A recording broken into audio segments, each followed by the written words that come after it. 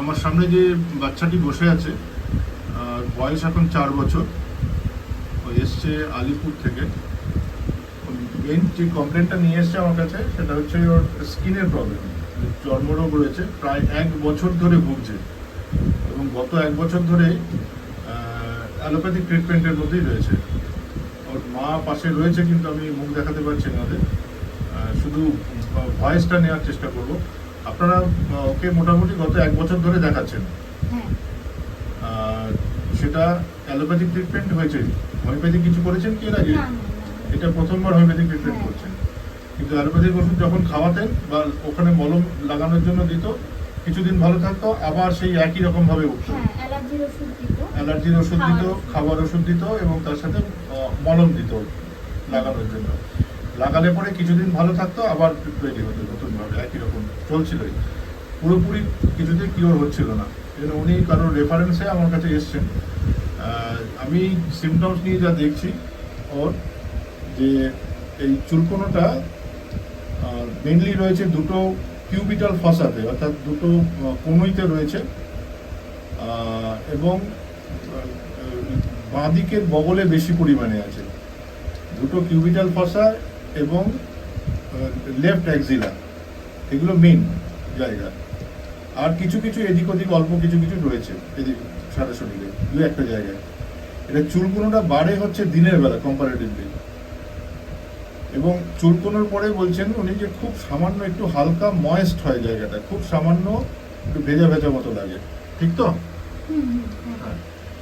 আর ও রোদ্দুরটা একেবারে সহ্য হয় না, রোদে নিয়ে গেলে ও চেষ্টা করে একটু রোদের থেকে বাইরে একটু ছায়া দিয়ে হাঁটতে, বা ছাদে যেতে বললে হয়তো রোদ রয়েছে সেখানে হয়তো যেতে চায় না, ছাওয়াতে চলে আসে, রোদ্দুরটা একেবারেই সহ্য হয় না। ওকে যে সিমটমসের উপর মেডিসিন মেইনলি সিলেকশন করা হয়েছে সেটা হচ্ছে ডিজায়ার ফর সল্ট, নুন খেতে খুব ভালোবাসে, কাঁচা লবণ খুব পছন্দ করে। সেটা মানে টেবিলে থাকলে পরে নিজে হাতে তুলে নিয়ে খেতে থাকে, এরকম হয়।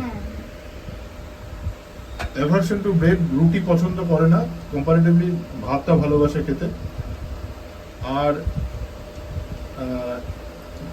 একটু রাগ আছে শরীরে, কিছু বললে পরেই মাঝে মাঝে হয়তো আজকাল দেখা যাচ্ছে একটু কান্নাকাটি করে, এবং বোঝালে চট করে বুঝতে চায় না, একটু জেদিও আছে, মাঝে মাঝে জেদ প্রকাশ করে।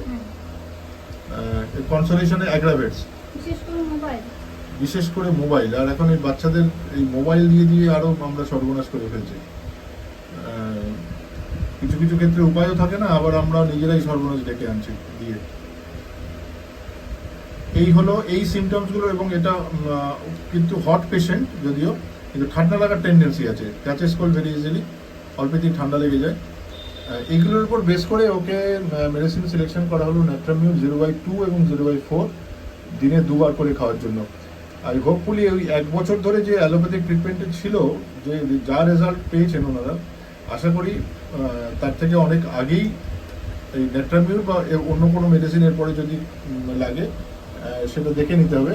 আমি এরপরে আবার ভিডিও দেবো এর বাচ্চাটির, আশা করছি এতেই ওর পুরোপুরি কিওর হয়ে যাবে। আপনার পারমিশন নিয়ে ভিডিওটা করলাম, আপনার মুখ দেখানো হয়নি এখানে, ঠিক আছে? মুখে বলুন। হ্যাঁ, ঠিক আছে। ধন্যবাদ।